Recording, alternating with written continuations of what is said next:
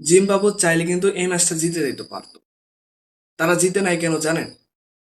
তারা চেয়েছিল যে বাংলাদেশের কোটি কোটি ভক্তদের মন না ভাঙুক এবং তারা যেন ইমোশনাল না হয়ে পড়ুক।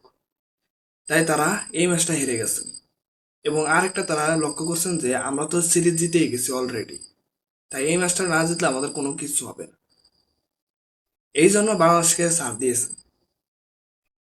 দেখেন, আমি এই কথাটা বলতেছি কেন জানেন? বাংলাদেশের যখন 2 রান লাগে সেই সময় আমাদের set batter Tanzid Hasan Tamim out হয়ে গেছে।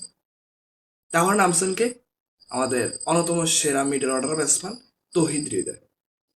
তিনি নেমে প্রথম বল ডিফেন্স করেছেন, তারপরের বল তিনি আকাশ উঠে দিচ্ছেন। এই হলো আমাদের খেলার ধরন। তিনি 0 রানে আউট হয়ে ফিরলেন। তারপরে কাব্যে কুব্যে আজমল হাসান শান্ত ম্যাচটা জিতেছেন এবং হোয়াইটের অনুদানে তারা ম্যাচটা জিতেছেন বাংলাদেশ। না হলে কিন্তু এই ম্যাচটা হারত। আমাদের বাংলাদেশের ব্যাটিং লাইন এতটা বাজে, এই বাজে ব্যাটিং দিয়ে আমরা ওয়ার্ল্ড কাপের আশা করতে পারি না। আগে ব্যাটিং ভালো করুক বাংলাদেশের, তারপর আমরা ওয়ার্ল্ড কাপের আশা করতে পারি। আমাদের বোলিং ডিপার্টমেন্ট অনেকটাই ভালো, বিশ্বের 2 নম্বর বোলিং পেস এখন আমাদের বাংলাদেশের মধ্যে। এবং জিম্বাবু ম্যাচটা হেরে গেছে আমাদের জন্য, বাংলাদেশের কোটি কোটি ফ্যানদের জন্য এটাই অনেক কিছু।